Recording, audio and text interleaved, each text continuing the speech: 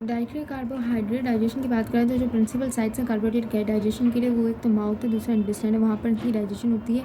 और इनकी डाइजेशन होती है एंजाइम्स हमारे पास पता है, ग्लाइकोसाइड हाइड्रोलाइसिस, तो ग्लाइकोसाइड और हाइड्रोलाइसिस के दोनों को मिला के ग्लाइकोसाइडिस भी हम बोलते हैं। उसके अलावा इनके हमारे पास ग्लाइकोसाइड्स बेसिकली वो स्पेसिफिक होते हैं स्ट्रक्चर्स के लिए, और मतलब ग्लाइकोसाइड रेजिड्यू स्ट्रक्चर कि कौन कौन सा स्ट्रक्चर रिमूव करना है और कौन सा बोन तोड़ना है, तो इसके लिए वो स्पेसिफिक रेजिड्यूज।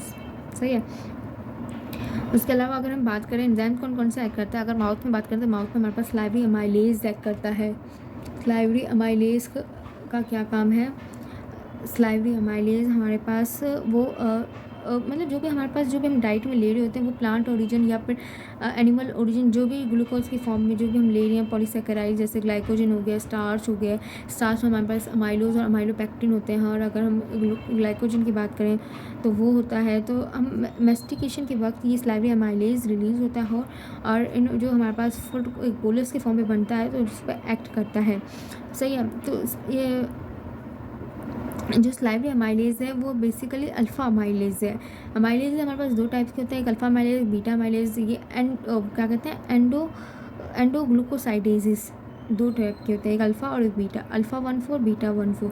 लेकिन बीटा हमारे पास नहीं होता है ह्यूमंस में, क्योंकि वो सेलुलोज को डाइजेस्ट करता है और हमारे पास वो एंजाइम डेफिनेट होता है। तो ये कौन सा सलाइवरी अल्फ़ा अमाइलेज 1,4। सही है। अब ये इसके पास कैपेसिटी सिर्फ अल्फ़ा 1,4 बॉन्ड को तोड़ने की, लेकिन जो अमाइलोज है, अमाइलोपेक्टिन, ब्रांच्ड अमाइलोपेक्टिन और ग्लाइकोजन, इनके पास अल्फ़ा 1,4 के अलावा अल्फ़ा 1,6 बॉन्ड्स भी होते हैं, मीन्स ये ब्रांच होते हैं। तो हमारे पास जो डाइजेस्टिव प्रोडक्ट बनेगा, जो स्टमक में जाएगा, वो पूरा डाइजेस्ट होकर नहीं होगा। उसके बाद शॉर्ट ब्रांच भी होंगे, कुछ अनब्रांच ऑलिगोसैकेराइड्स की फॉर्म में जाएगा और उनको हम कहते हैं डेक्सट्रिन्स। मीन शॉर्ट ब्रांच और अनब्रांच दोनों की फॉर्म में जाएगा, उनको हम डेक्सट्रिन्स कहते हैं।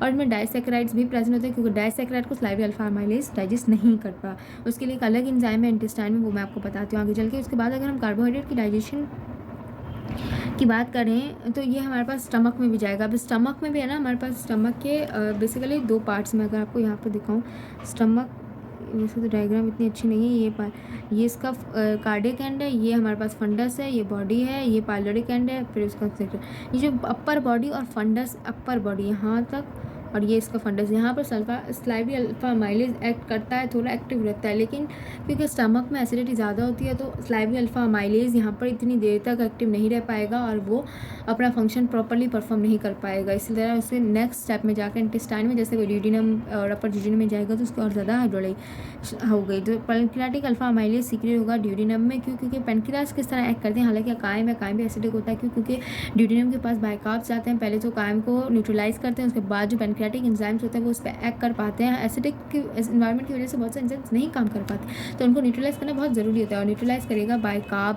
पैनक्रियाज के जूस में निकलेगा तो उसको वो करेगा, न्यूट्रलाइज करेगा, जिसकी वजह से न्यूट्रलाइज करेगा और हमारे पास पैनक्रियाटिक अल्फ़ा अमाइलेज उस पर एक्ट करके उसकी भी हाइड्रोलाइसिस करेगा। अब हमारे पास कुछ एंजाइम्स इंटेस्टाइनल डाइसैकेराइडेजेस भी होते हैं। ये जो हमारे पास, ये देखिए, ये डायग्राम मैं आपको दिखाती हूँ, एक मिनट। ये अब यहाँ देखिए, माउथ है, माउथ से हमने क्या लिया था, स्टार्च, लैक्टोज, सक्रोज में डाइसैकेराइड, पॉलीसैकेराइड। ये जो स्टार्च है, सेलुलोज है, ये तो पॉलीसैकेराइड है, ग्लाइकोजन भी होता है। और ये जो लैक्टोज है और ये जो सक्रोज है, ये हमारे पास डाइसैकेराइड है। अब जो ये हमारे पास जो लैक्टोज और सक्रोज है, ये तो इसी फॉर्म में माउथ में सलाइवरी अल्फ़ा अमाइलेज है, उनको नहीं डाइजेस्ट किया ना डाइसैकेराइड को, तो ये इसी फॉर्म में। सेलुलोज क्योंकि हम लोग डाइजेस्ट नहीं कर पाते, ये भी इसी फॉर्म में डाइजेस्ट हुआ क्या यहाँ पर, स्टार्च। वैसे ग्लाइकोजन भी डाइजेस्ट हुआ, लेकिन इस बंदे ने खाया नहीं। इसको फॉर एग्जाम्पल एक बंदा समझो, सही ना, उसने नहीं खाया। तो स्टार्च जो कि प्लांट ओरिजिन, कोई भी उसने सब्जी वगैरह खाई, कोई कुछ खाया, उसकी मर्जी है।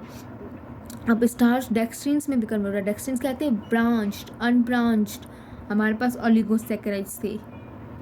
उसके अलावा आइसोमाल्टेज, कुछ को इसने भी तोड़ा होगा, डाइसैकेराइड्स में कन्वर्ट किया, स्टार्च को तोड़कर डाइसैकेराइड में कन्वर्ट किया होगा, तो वो माल्टोज, आइसोमाल्टोज, माल्टोट्राइज, इन सबको। अब इनको कौन डाइजेस्ट करेगा, इनको डाइजेस्ट करेगा इंटेस्टाइनल डाइसैकेराइडेजेस, जो कि हमारे पास जैसे म्यूकसल लाइनिंग पे होते हैं एंटीरोसाइड्स, वो इसको सीक्रेट करते हैं और अपर जिजिनम में ज़्यादा होती है। और इसको जैसे आइसोमाल्टेजेस होते हैं, आइसोमाल्टेजेस अल्फ़ा 1,6 बॉन्ड को तोड़ते हैं और आइसोमाल्टोज में कन्वर्ट करते हैं।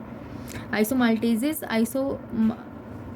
आइसोमाल्टेजेस हमारे पास अल्फ़ा 1,6 बॉन्ड है ना आइसोमाल्टोज में, वो तोड़ते हैं। माल्टेजेस अल्फ़ा 1,4 बॉन्ड को तोड़ते हैं। सक्रेजेस अल्फ़ा 1,2 बॉन्ड को तोड़ते हैं। लैक्टेजेस भी हमारे पास होते हैं, और लैक्टेजेस हमारे पास होते हैं बीटा, वो क्योंकि वो बीटा गैलेक्टोसाइडेजेस है, वो तोड़ते हैं बीटा 1,4 बॉन्ड को। और ट्री हेलीज भी एंजाइम होता है। ट्री हेलीज ट्री अल्फ़ा 1,1 बॉन्ड को तोड़ता है। ट्री हेलोज के जो कि मशरूम्स और फंजाई के जो प्रोडक्ट्स होते हैं उनमें होता है।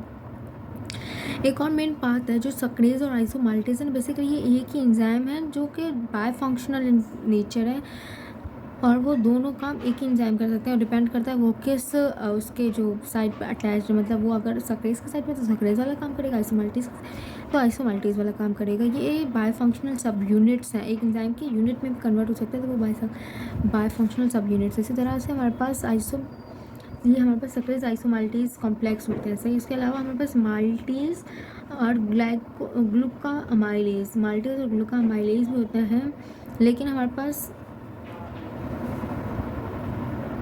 माल्टेज नहीं करता, लेकिन ग्लूकामाइलेज क्लियर करता है अल्फ़ा 1,4 ग्लाइकोसाइडिक बॉन्ड डेक्सट्रिन्स के जो अल्फ़ा 1,4 बॉन्ड्स होते हैं।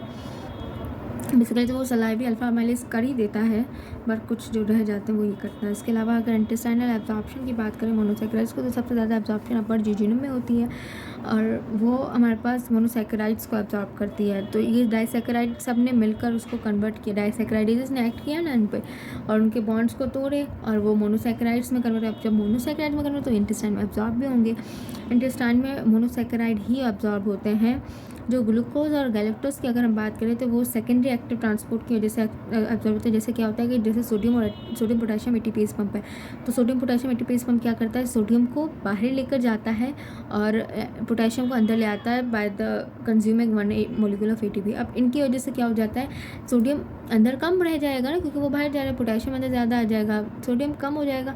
अब ये सेकेंडरी एक्टिव ट्रांसपोर्ट क्या करेगा कि मतलब को ट्रांसपोर्ट करवाएगा, सोडियम को भी ट्रांसपोर्ट करवाएगा अंदर, और उसके साथ मतलब ये जो मोनोसैकेराइड है ना, ग्लूकोज और गैलेक्टोज, ये भी बात सेम है। ग्लूकोज और गैलेक्टोज के पाथवे सेम ही होते हैं। वो जैसे हमारे पास पहले तो वो सोडियम पोटेशियम एटीपेज पंप से जो था हमारे पास, सोडियम पोटेशियम एटीपेज पंप, वहाँ से सोडियम हमारे पास बाहर आया, पोटेशियम हमारे पास इनसाइड गया। अब उसमें वो एनर्जी कंज्यूमिंग प्रोसेस था, वो हो गया प्राइमरी एक्टिव ट्रांसपोर्ट। अब सेकेंडरी एक्टिव ट्रांसपोर्ट में क्या होगा, ये जो हमारे पास हुआ ना, अब इसमें सोडियम कम हो गया अंदर, जो सोडियम कम हुआ तो सोडियम की को ट्रांसपोर्ट होगी ग्लूकोज के साथ अंदर एंटीरोसाइट में। इसी तरह गैलेक्टोज के लिए ये सोडियम डिपेंडेंट को ट्रांसपोर्टर है और इसमें एनर्जी की नीड नहीं है।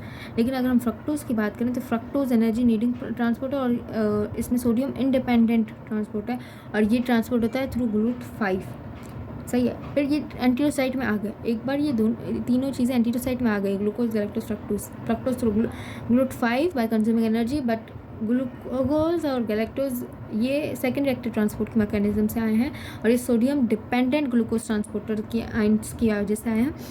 अब ये जो फ्रक्टोज है ये कन्वर्ट होगा ग्लूकोज में एंटीरोसाइट के अंदर ही।